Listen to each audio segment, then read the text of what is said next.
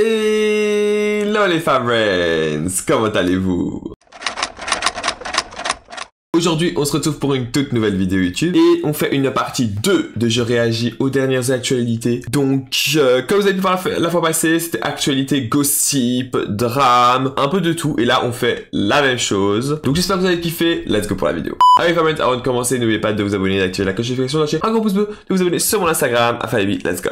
Donc on va commencer par le drame autour de Blake Lively, de la sortie du film It Ends With Us, qu'elle fait du mauvais marketing. C'est vraiment catastrophique. Apparemment, le tournage était un enfer. Certains accusent Lively d'avoir été ingérable sur le plateau, d'autres estiment que Baldoni avait un comportement abusif envers... En fait, ça j'ai entendu aussi qu'à ce qui paraît, elle était totalement horrible lors du tournage, et surtout avec le réalisateur. Et là, bon, j'ai une nouvelle version, donc du coup que lui était un peu abusif. Moi j'aimais trop Blake Lively, j'aime toujours avec Gossip Girl, etc. Donc Serena van der Woodsen pour les connaisseurs. Mais c'est vrai que de plus en plus, on dit qu'il y aurait une possibilité qu'en fait, le film représente, je l'ai pas vu, hein, mais c'était en fait une relation où il y a eu, je pense, un viol et des trucs comme ça. Et qu'en fait, elle idolâtrait de ça, elle en parlerait pas assez. Elle vient dans les interviews, elle montre qu'elle est habillée en fleurs. En fait, elle romantise un peu ce côté-là qu'il ne faudrait pas du tout romantiser. Et donc une totale mauvaise presse pour son film. Les gens qui disent que oui, peut-être qu'elle est dans ce truc parce qu'elle-même avec Ryan Reynolds, elle est dans ce côté-là. Parce que si vous voyez bien, c'est un couple qu'on de base on aimait bien parce qu'il se charriait sur les réseaux, c'était drôle, mais qu'en fait peut-être, si on cherche plus loin, que Ryan Reynolds, il romantise aussi ce truc-là. Il n'y a pas eu de viol, pas de truc, enfin en tout cas on ne sait pas, on n'est pas avec eux, mais dans le sens que, il n'y a pas des abus physiques, mais des abus psychiques. Par exemple, il dit simplement, ouais, des fois dans les interviews, moi j'espère qu'elle revient pour s'occuper des enfants, enfin des trucs en mode bateau que tu dis bon, mais qu'en fait, avec ça, tu te dis, ah, tu fais des liens en fait. Mais bon, ça c'est une pure hypothèse que j'ai vue, c'est pas du tout vrai, c'est une hypothèse, mais voilà. Donc à ce qui paraît, c'est vraiment pas tout beau tout rose. Elle, enfin bref, la sauce totale. Blake Lively se serait même senti mal à l'aise durant une scène de baiser avec Baldoni qui aurait pris son rôle un peu trop à cœur selon certains témoins. Et comme d'hab, on a droit à un véritable tribunal sur les réseaux. D'un côté, ceux qui critiquent le réalisateur et de l'autre, ceux qui accusent Lively de ne pas avoir respecté la direction artistique du film. Et cerise sur le gâteau, une interview qui remonte à 2016 vient d'être postée par une journaliste qui affirme que Lively lui a donné envie de quitter son job. C'est carrément le titre de la vidéo. Ah bah tiens, 2016. Moi je pensais que c'était... Ah bah oui non, mais c'est pas par rapport à ce film du coup. Ah moi j'avais vu cette vidéo là en fonction de cette journaliste. On va la regarder parce que c'est là où j'ai vu le drame. Apocalypse. Les gens sont dégoûtés de voir le véritable visage de la star de Gossip Girl. Je trouve que c'est trop simple de poster de nouveau un truc de 2016 maintenant qu'elle est dans les drames, bam tu postes pour faire ton buzz. Ça de nouveau c'est trop simple aussi, tu vois. Pourquoi tu l'as pas fait plus tôt? Pourquoi t'as attendu qu'elle est dans la sauce pour bam balancer ta sauce? Parce qu'elle s'est fait connaître grâce à ça aussi maintenant, cette journaliste. Je vois c'est toujours question de timing, c'est un truc chez moi, le timing. Oh. First of all, congrats on your little bump. Congrats on your little bump. What about my bump? Voilà, ça c'est déjà le premier truc. Elle lui dit donc pour ceux qui ne parlent pas anglais, congrats on your bump, en mode félicitations pour ton ventre parce que elle est enceinte. Et on voit très bien parce que ce visage-là, elle l'a dans Gossip Girl quand elle doit faire un peu les trucs où elle est choquée un peu truc. Elle lui fait, toi félicitations pour ton ventre en mode que vas-y, toi félicitations, t'es un peu grosse et tout. Ça je comprends pas. Elle t'a félicité d'avoir un enfant. On sait tous que à ce moment-là, elle était enceinte. Pourquoi le prendre mal? Elle t'a pas insulté de quoi que ce soit. Elle a pas été grossophobe, rien. Toi par contre, oui. De toute façon les deux, après vous allez voir que les deux lors de cette interview ne calent même pas la journaliste, c'est aberrant. Did you guys love wearing those kind of clothes that you... Yeah. And you know, working in digital. Everyone wants to talk about the clothes, but I wonder if they would ask the men about the clothes. Voilà, un autre truc. Déjà, elle ne regarde pas la journaliste droit dans les yeux. Elle parle avec sa collègue, alors que l'autre la regarde quand même si les deux font un peu un jeu vraiment de petite peste, puisqu'elle lui a demandé en fait, ouais, est-ce que vous avez kiffé porter ces habits et tout. Et Blake Lively, au lieu directement de répondre à la question, elle fait, ouais, non, moi je me demande, est-ce qu'on demande aux hommes s'ils ont bien aimé de porter leurs vêtements? Mais ta gueule! On te pose une question, merde! Arrête de faire chier! Or the father with his Regarde, elles sont en train de parler à deux et même pas qu'à là, un moment la journaliste, mais c'est du manque de respect total. Vous êtes là pour faire une promo d'un film, vous êtes pas là pour commencer à discuter entre vous. Vous allez boire un café, vous faites ça. C'est une blague. Tank top. It's so good. It's just like Did you that. catch You could feel it. the tablecloth on the light? What do you feel like is the biggest misconceptions about fame and Hollywood in general? The idea that people think that they know you, I think because of how intrusive media is these days. There's people care so much more about your personal life than they do your work, and if you aren't open with your personal life, then they just make it up for you and share it for you. So I think the biggest misconception I see often is people feeling like they know someone that they don't, because they know what the media has created of someone. Voilà, un autre truc, c'est que là, elle est en train de dire, et le misconception, c'est en mode un peu des idées reçues qu'on a du monde hollywoodien et ça, mais ça c'est un peu en fait avec les influenceurs, etc. C'est que les gens pensent qu'ils connaissent notre vie parce que les médias le montrent, etc.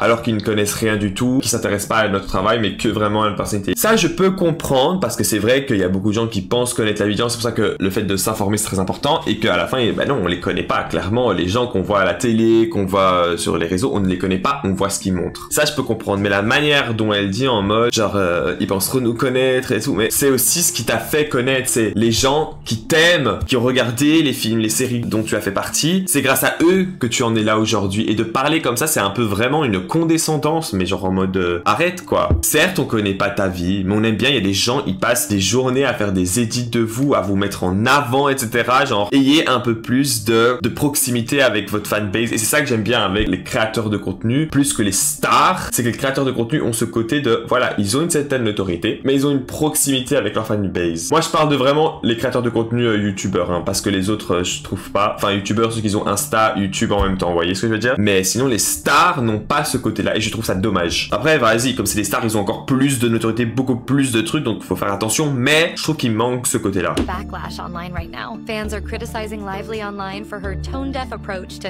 doing press for her most recent film, It Ends With Us, an adaptation of Colleen Hoover's book about domestic violence and abuse. Un film qui est basé sur donc un livre et qui donc parle vraiment de violence et de abus sexuels, abus, etc. Et qu'elle fait donc un mauvais marketing là-dessus. Film with such a light-hearted tone, as well as choosing to promote her new hair care line in the process. Amid the criticism, elle vient ici et elle fait parler de son film mais de manière tellement légère, comme si c'était un film à aller regarder avec des enfants ou ah let's go, c'est un beau film. Non, c'est un film qui est censé être dur à regarder. C'est pas un sujet simple et elle vient avec waouh. Et qu'en plus de ça, elle vient toujours tout habillée en mode bam, des roses et tout. Enfin, après voilà, c'est promotion donc voilà. Mais elle vient habillée de manière pas du tout correspond au film. Et surtout qu'en plus elle a voulu faire promotion de ses produits capillaires en même temps. Genre, enfin, elle ne se rend pas compte en fait du souci, j'ai l'impression.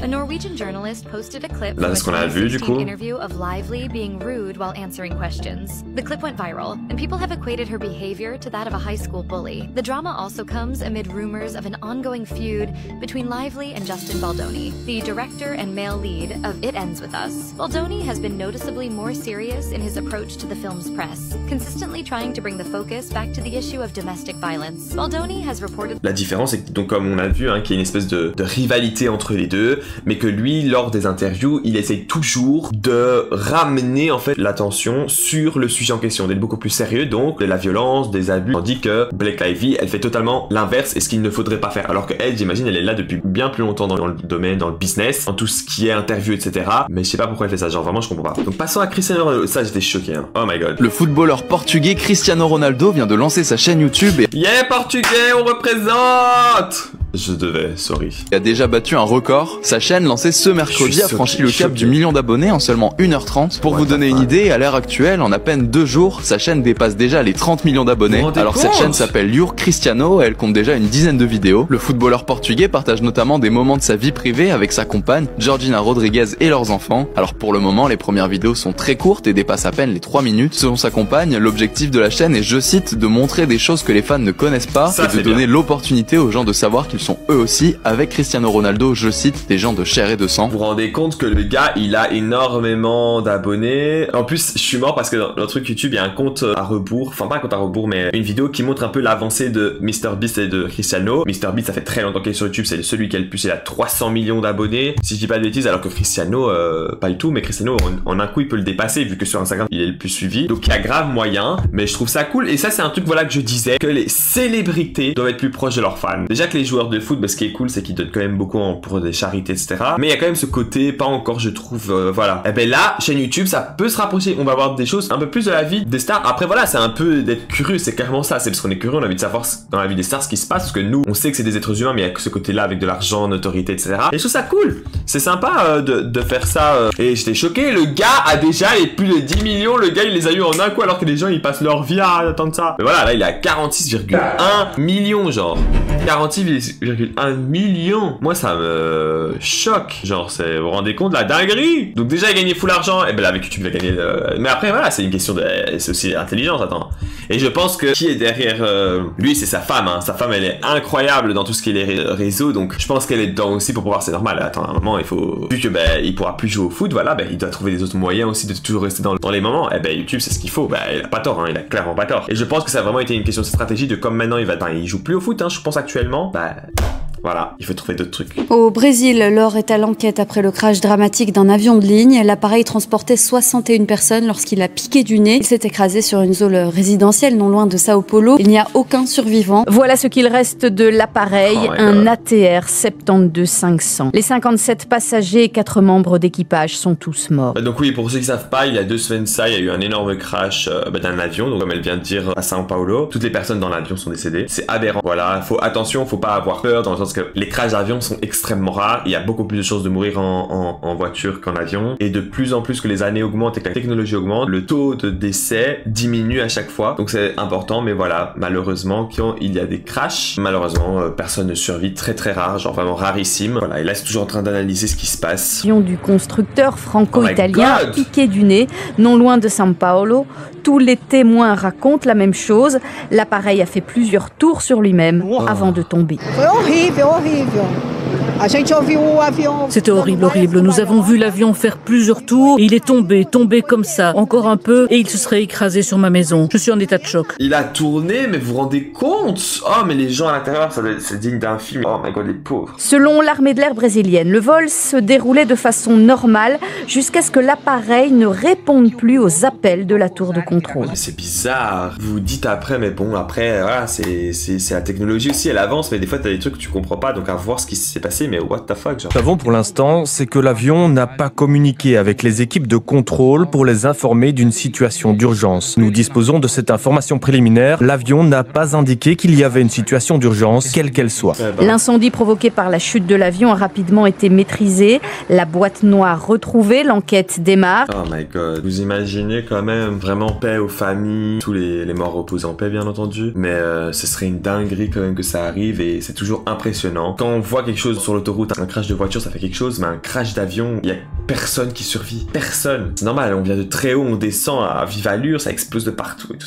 Et le sentiment, parce qu'un crash de voiture, des fois t'es là, bam, tu peux survivre, bon tu souffres, ou alors des fois tu meurs, mais ça peut venir sur le coup. Un avion, vous savez que vous allez mourir, mais vous tournez pendant des minutes. Ces minutes, elles paraissent, c'est ce que en fait les gens disent, paraissent des heures. Vous sentez votre mort arriver, vous pouvez rien faire, vous ne contrôlez pas votre destin. Dans le sens qu'il y a des moments où je pense qu'on a un accident de voiture et tout, vous pensez que vous allez mourir, mais vous voyez que vous êtes en vie, ok, c'est bon. Ou alors il y a un moyen. Là, vous savez que c'est mort, vous savez que c'est fichu, et vous êtes là dans votre descente et vous ne pouvez rien faire. C'est genre trop horrible. C'est un truc, je me dis, mais c'est horrible. Paix à leur âme et à la famille qui repose en paix. Ben voilà les gars, j'espère que vous avez kiffé. Aujourd'hui, ce sera un peu plus court, mais bon, quasi pas beaucoup, faut pas déconner. Parce que le truc de Blake Lively, ça a pris plus de temps parce que ça ferait beaucoup d'impact. Bah écoutez, j'espère que vous avez kiffé. Moi, j'adorais vraiment. Vous savez que c'est trop cool. Je me renseigne de plus en plus sur les actualités et c'est cool. Ça fait tout simplement. Dites-moi sur quelle actualité vous voulez que je réagisse parce qu'il y en a pas mal et je peux pas tout voir. Hein, parce que j'aime bien réagir. Vraiment, je prends anglais, français, n'importe quoi. Et comme ça, je donne mon avis aussi là-dessus. Par exemple sur de Blake Lively parce que voilà, il y a deux camps et tout. Donc